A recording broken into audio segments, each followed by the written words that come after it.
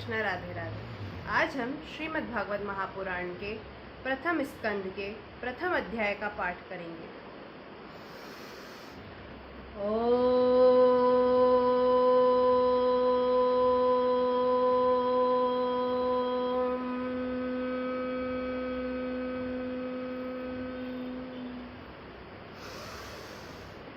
हरि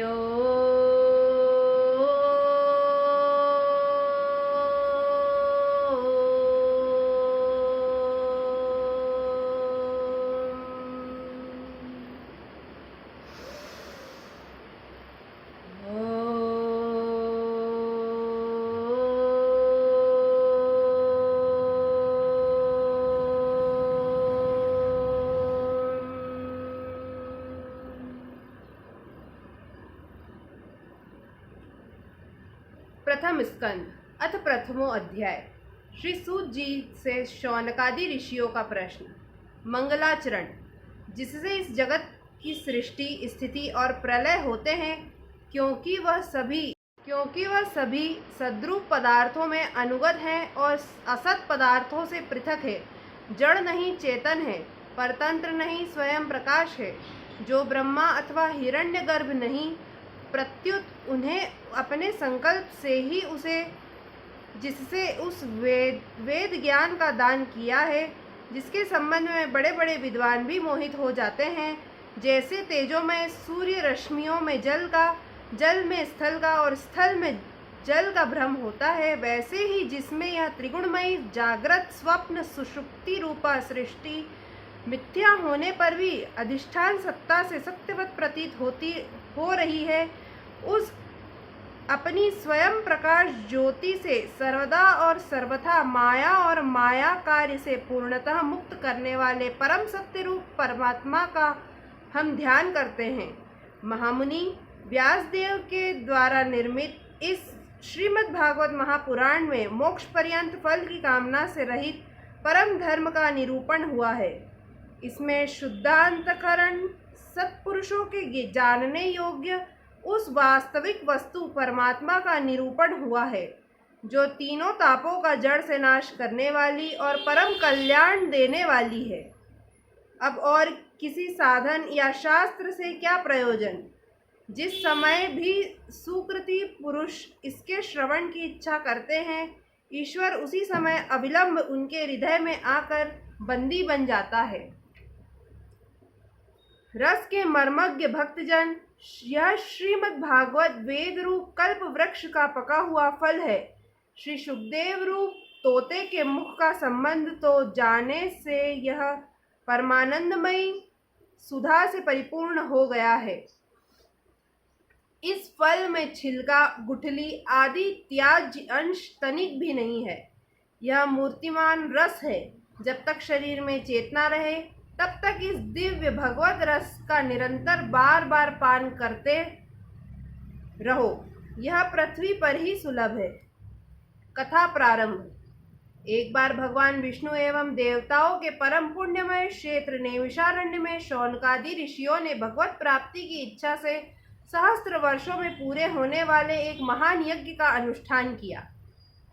एक दिन उन लोगों ने प्रातःकाल अग्निहोत्र आदि नित्य कृतों से निवृत्त होकर सूत जी का पूजन किया और उन्हें ऊंचे आसन पर बैठाकर बड़े आदर से यह प्रश्न किया।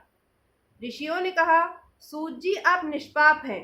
आपने समस्त इतिहास, पुराण और धर्मशास्त्रों का विधि पूर्वक अध्ययन किया है तथा उनकी भली भांति व्याख्या भी की है। वेद वेत्ताओं में श्रेष्ठ भगवान बादरायण ने भगवान के सगुण निर्गुण रूप को जानने वाले दूसरे मुनियों जो कुछ जाना है, उन्हें जिन विषयों का ज्ञान है, वह सब आप वास्तविक रूप में जानते हैं। आपका हृदय बड़ा ही सरल और शुद्ध है। इसी से आप उनकी कृपा और अनुग्रह के पात्र हुए हैं। गुरुजन अपने प्रेमी शिष्य को गुप्त से गुप्त बात भी बता दिया करते हैं। आयुष्मान, आप कृपा करके यह बतलाइए कि उन सब शास्त्रों, पुराणों और गुरुजनों के उपदेशों में कलयुगी जीवों के परम कल्याण का सहज साधन आपने क्या निश्चय किया है? आप संत समाज के भूषण हैं। इस कलयुग में प्रायः लोगों की आयु कम हो गई है। साधन करने में लोगों की रुचि और प्रवृत्ति भी नहीं है। लोग आलसी हो गए हैं। उनका भाग्य तो मंद है ही, समझ भी थोड़ी है। इसके साथ ही वे नाना प्रकार की विघ्न बाधाओं से घिरे हुए भी रहते हैं। शास्त्र भी बहुत से हैं, परंतु उनमें एक निश्चित साधन का नहीं, अनेक प्रकार के कर्मों का वर्णन है। साथ ही वे इतने बड़े हैं कि उनका एक अंश सुनना भी कठिन है। आप परोपकारी हैं। अपनी बुद्धि से उनका सार निकालकर प्राणियों के परम कल्याण के लिए हम श्रद्धालुओं को सुनाइए, जिससे हमारे अंतःकरण की शुद्धि प्राप्त हो। प्यारे सूत जी, आपका कल्याण हो। आप तो जानते ही हैं कि यदुवंशियों के रक्षक भक्त वत्सल भगवान श्री कृष्ण वसुदेव की धर्म पत्नी देवकी के गर्भ से क्या करने की इच्छा से अवतीर्ण हुए थे। हम उसे सुनना चाहते हैं। आप कृपा करके हमारे लिए उसका वर्णन कीजिए, क्योंकि भगवान का अवतार जीवों के परम कल्याण और उनकी भगवत प्रेममयी समृद्धि के लिए ही होता है। यह जीव जन्म मृत्यु के घोर चक्र में पड़ा हुआ है।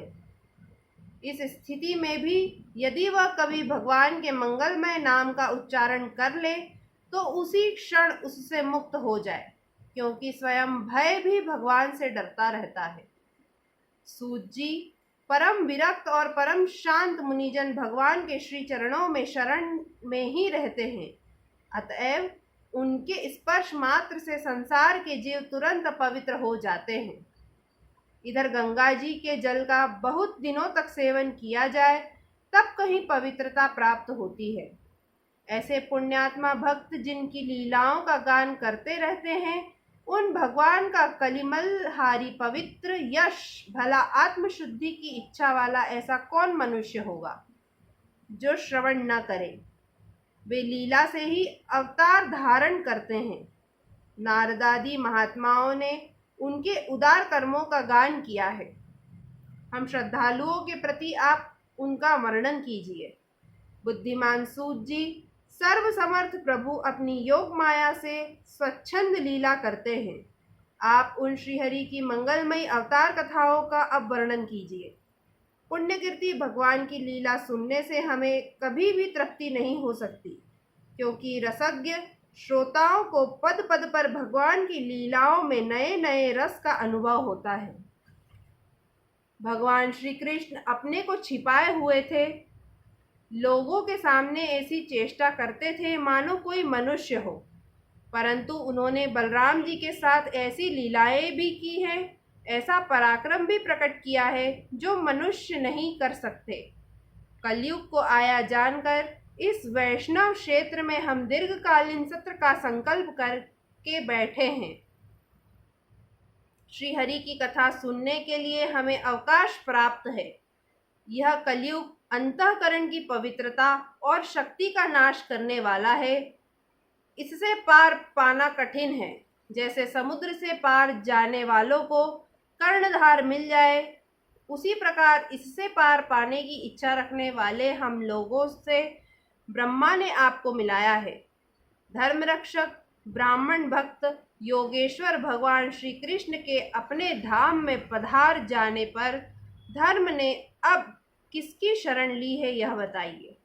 इति श्रीमद्भागवत महापुराणे पारमहंस्यां संहितायां प्रथम स्कंदे नैमिषियोपाख्याने